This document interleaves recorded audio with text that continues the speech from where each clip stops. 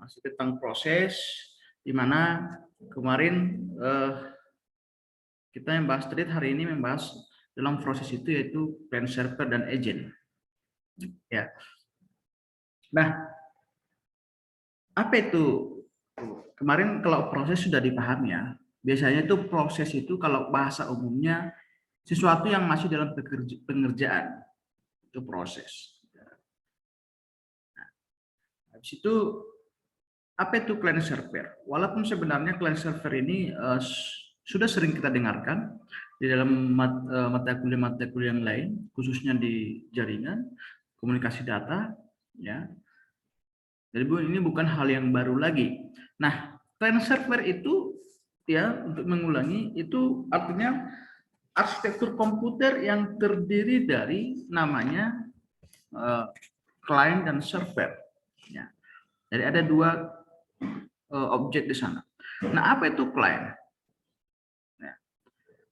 Jadi kata kunci client ini adalah meminta layanan, ya, meminta layanan supaya dilayani.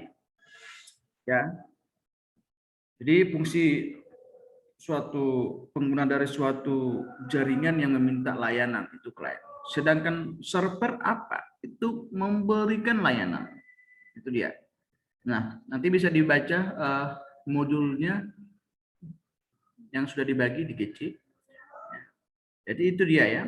Client itu adalah meminta layanan, sedangkan server itu adalah meminta layanan. Oke, sekarang kita masuk share screen. Coba ya.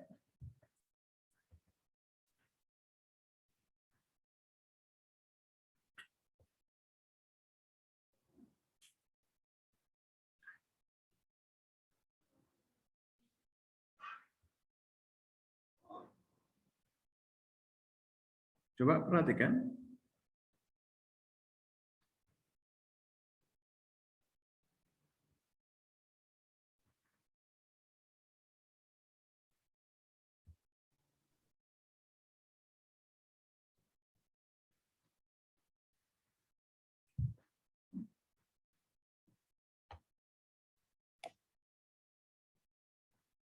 Oke, di sini dikatakan ya.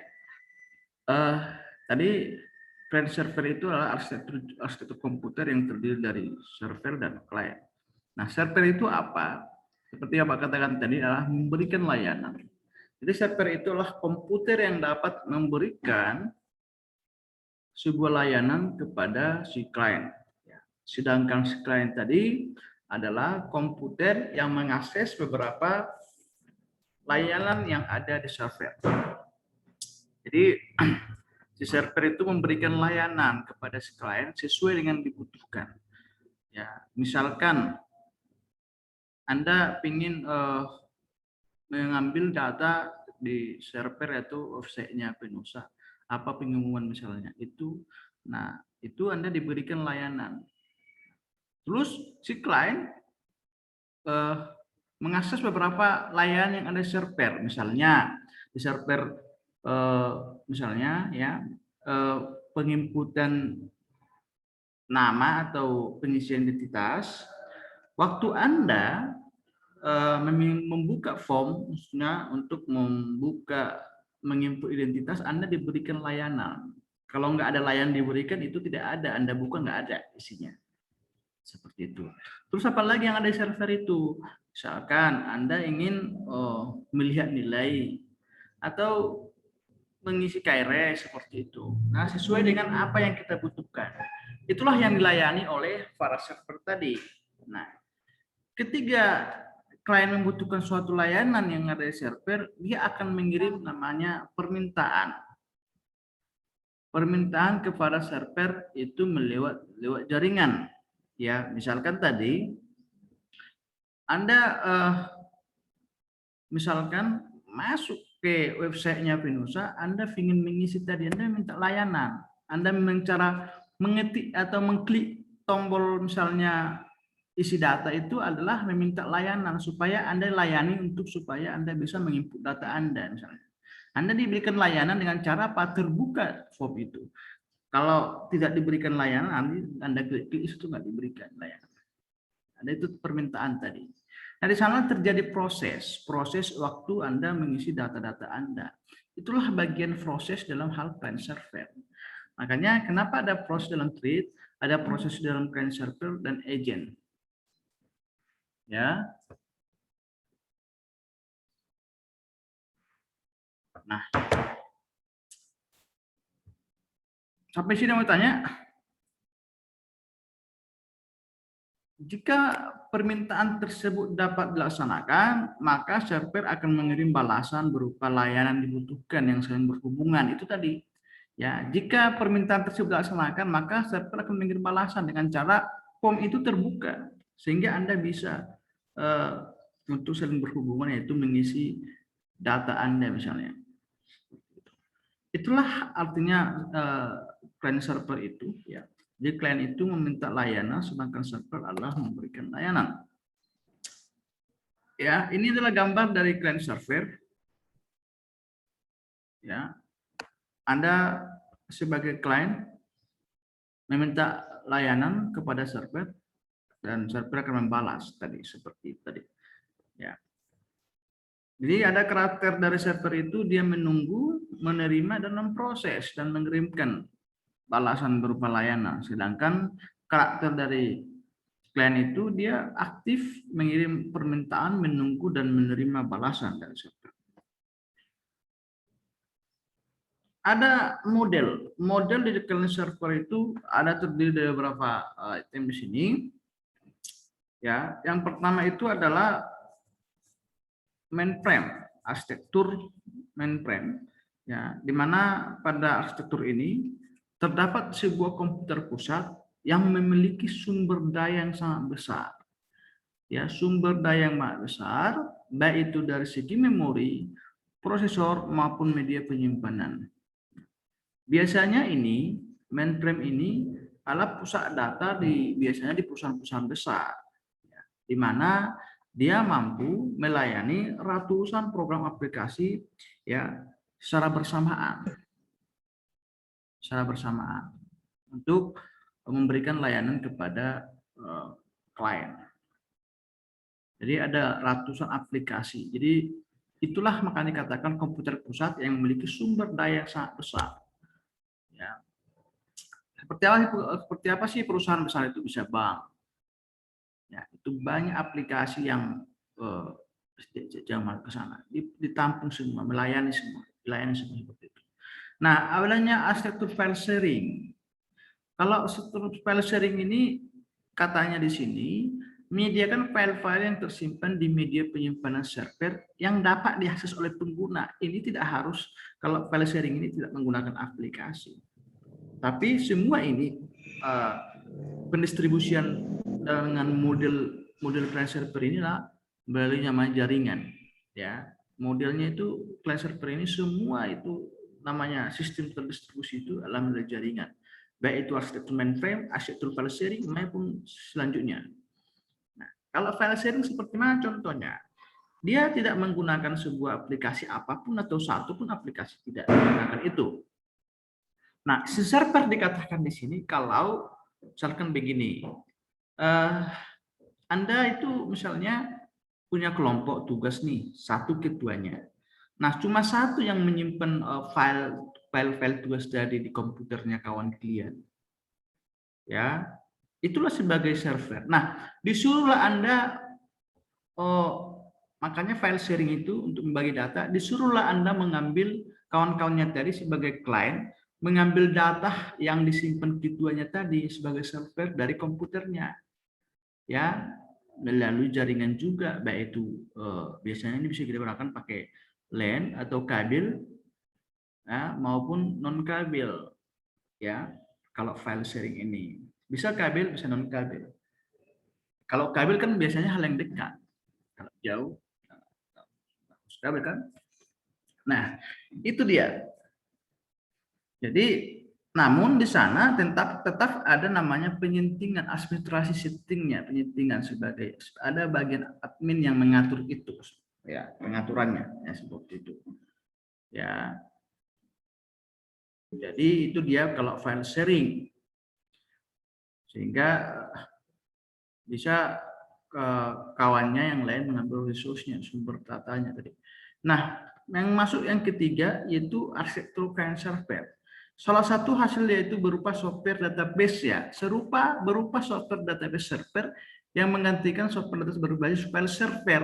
Nah, ada satu komputer ya, berupa artinya gini, ada satu komputer sebagai server, dia ada software misalnya software apalah yang bisa mengirim data, yaitu aplikasi yang dibangunnya. Nah, ada sebuah klien. Klien ini ya sama juga memiliki aplikasi yang sama dengan server.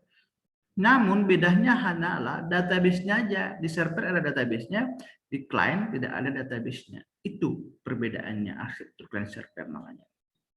Nah, di komputer saya sebagai server ada database-nya, aplikasinya misalnya aplikasi apa namanya untuk pendaftaran sekolah misalnya, Anda juga ada aplikasinya, Anda bisa login ke sana, cuma sama-sama bisa kita login, sama bisa mengoperasikannya gitu loh.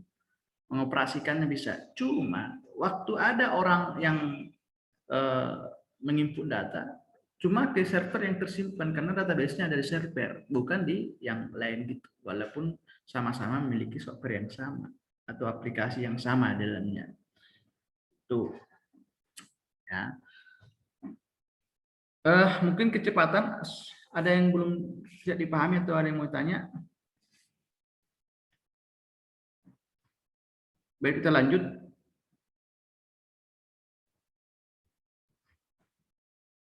Ada yang mau tanya?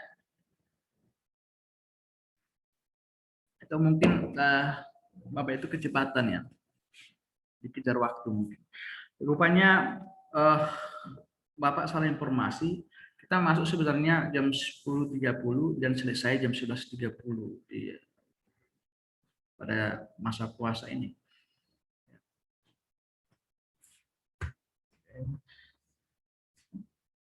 Kalau tidak ada mau ditanya, biar saya lanjutkan ya, biar selesai.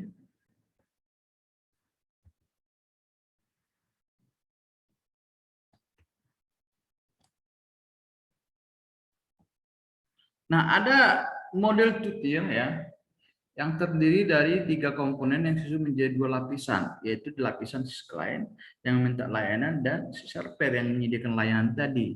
Ada 3 lapisan di itemnya si client, yaitu mulai dari user interface sampai aplikasi layanannya.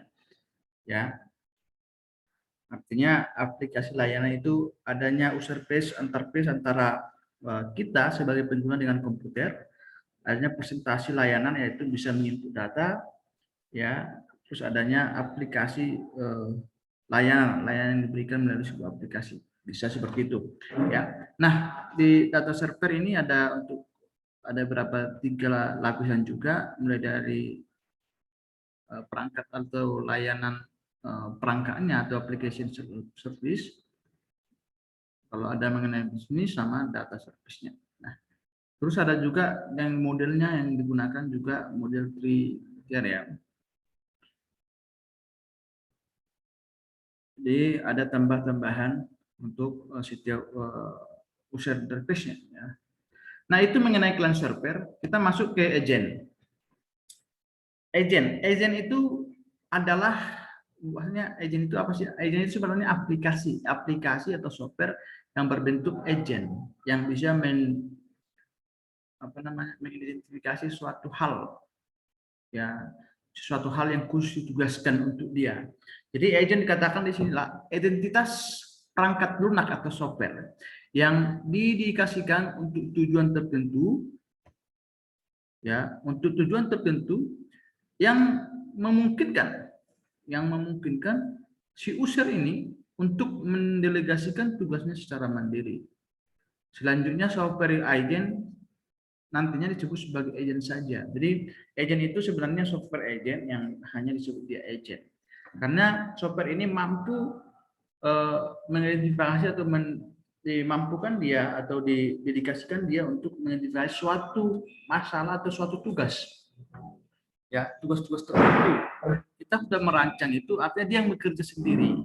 Ya, dia yang bekerja sendiri. Itu agent. Kita nggak usah lagi, kita suka membangun dia, mengidentifikasikan dia, apa tugas dia, ya sudah, kita suruh dia bekerja sendiri. Ya, gitu. Apa artinya agent ini? Seperti apa contohnya? Misalnya sensor, dia kan bekerja sendiri. Ya, artinya kita dedikasikan dia.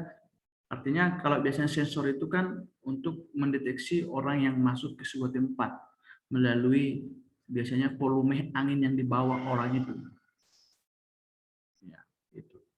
Kayak namanya kalau menyeberang orang atau kendaraan masuk ke rumah kan atau ke sebuah tempat keramaian, berapa orang yang sudah masuk ke sana melalui jalan masuk, misalnya dalam jalan masuk itu misalnya sensor. Itu kan sensor itu adalah aplikasi, contohnya ya, aplikasi yang didedikasikan untuk melaksanakan tugasnya untuk mendeteksi berapa banyak orang yang melewati dia, gitu. Berapa banyak baik itu kendaraan maupun manusia, orang yang melewati dia, terhitung otomatis nanti masuk ke sebuah, ada komputer yang menampung itu untuk melihat log-log yang terjadi di sana, ya, seperti itu. Nah, agent bisa memiliki ide sendiri mengenai bagaimana menyelesaikan suatu pekerjaan tertentu atau agenda tertentu. Dia bisa memiliki ide sendiri. Cuma semua ada plus minusnya. Takutnya kalau sensor itu, ya takutnya yang dideteksinya itu adalah orang atau kendaraan, karena yang bawa kendaraan itu pasti orang, bukan hewan kan begitu. Takutnya yang lewat kucing terdeteksi, itu jadi kekurangannya seperti itu kalau sensor, ya kan. Karena dia semua dideteksi dia, siapa yang masuk, atau siapa tahu kalau kucingnya lari kencang, ya mungkin terdeteksi. Kalau jalan dia nggak terdeteksi, mungkin kan gitu. Agent tidak berpindah ke cost lain disebut secondary agentnya. Ada karakteristik dari agent, dari otonom sampai namanya ada berapa ini, sampai namanya komunikasi dan coordination capability. Nah, agent itu, software agent itu menurut karakteristik yang dimiliki, ya, karakteristik yang dimiliki, ya, menurut mana agent bisa diklasifikasikan menjadi 8 berdasarkan pada karakteristiknya. Ada agent yang bisa bekerja dari mobile misalnya, terus berbasis internet untuk menghasilkan informasi. Kolaborasi agent artinya kolaborasi beberapa software yang ada, sampai interface. Interface agent ini biasanya di bandara ini, ya,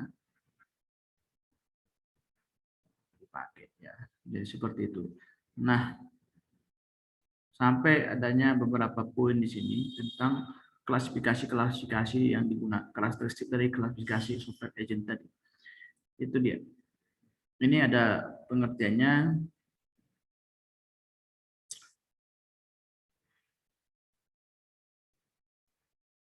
Jadi kolaborasi agent itu kemampuan melakukan kolaborasi dan koordinasi antar agent dalam kerangka multi agent system. Ya, gabungan. Ini interface memiliki kemampuan untuk berkolaborasi dengan user. User itu maksudnya kita, ya. Melakukan fungsi monitoring dan learning untuk memenuhi kebutuhan user. Biasanya ya untuk monitoring di bandara kan, apakah itu barang itu ini dan seperti itu. Yang dibawa barang ini. Sampai ada berapa poin? Terus klasifikasi menurut lingkungan di mana dijalankan. Ada di desktop, internet, dan intranet agent, ya. Itu di mana dijalankan dia.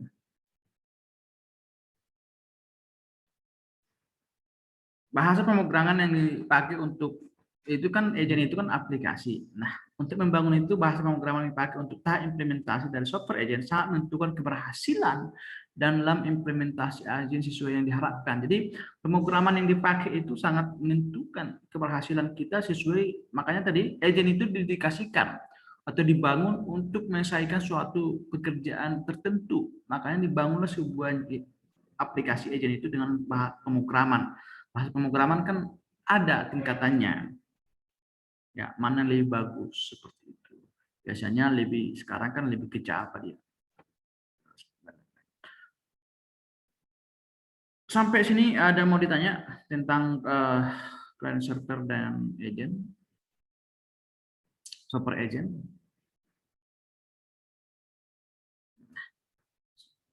Itu ya, jadi saya sampaikan kemarin, PDT ini mata kuliah ini begitu banyak dengan praktek sebenarnya. Bagaimana kita, karena kita udah belajar tentang bahasa pemrograman, tentang algoritma, kita di sini sebenarnya mengimplementasikan apa yang kita pelajari karena kita akan membangun sistem. Baik itu sistem client server, baik itu berbasis ada software tadi, file sharing, terus bagaimana membangun agent. Bagaimana kita membuat, kalau bisa membuat sensor tadi. Cuma kan kekurangannya agak mahal biaya. Minimal konsep kita pahami, arsitekturnya bagaimana. Itu yang harus kita pelajari secara prakteknya. Gitu. Ya, secara prakteknya. Walaupun mungkin di sana harus menyediakan, kalau sensor kecil gampang berapa lah itu. Kalau TTA ini kan nggak seberapa. Hanya beratnya di sana, model boxnya yang kecil berapa, gitu.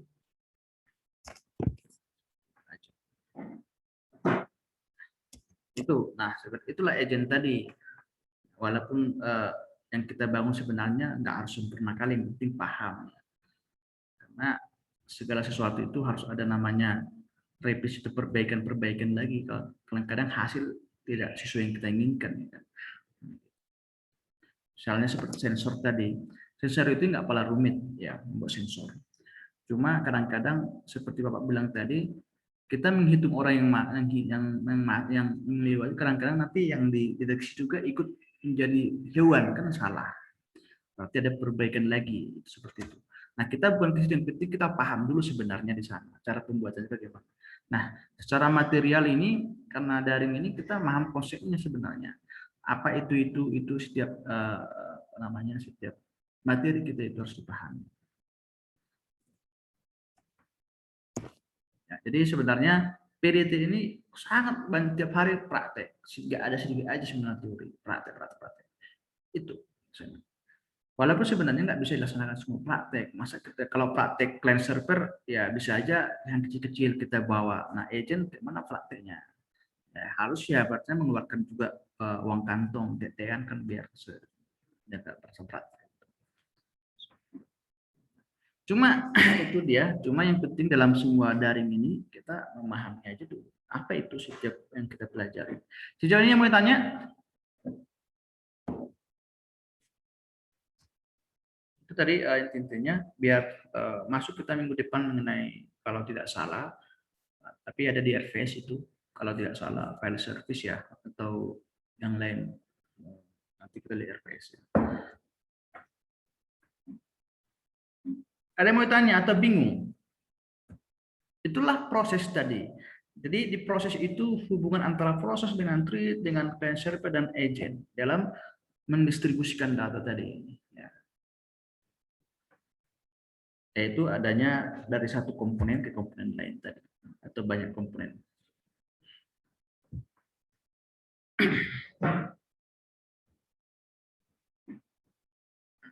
Oke, kalau tidak ada mau ditanya atau mudah-mudahan sudah dipahami apa yang dijelaskan tadi tentang client server dan agent, ya biar kita tutup, ya kita sambung minggu depan. Oke, saya kira kalau tidak ada pertanyaan, biar kita selesaikan Zoom kita lanjutkan di apa namanya di classroom. Nanti kalau ada mau ditanyakan, silakan buat pertanyaan melalui kolom komentar yang ada di sana, ya. Dibaca-baca lagi materinya, kalau ada yang kurang paham buat pertanyaannya. Oke. Kedengaran suara saya tuh dari tadi Bapak ngomong, cuma di mana gitu. Suaranya entah ke kiri, ke kanan, ke depan, nggak jelas ya. Dengar, Pak. Benar ya. Oke, kalau demikian, kalau kedengaran, saya kira semua apa yang Bapak sampaikan bisa didengar. Semoga juga bisa dipahami. Oke, pertemuan kita pada siang ini kita tutup. Assalamualaikum warahmatullahi wabarakatuh. Salam sejahtera buat kita. Selamat siang.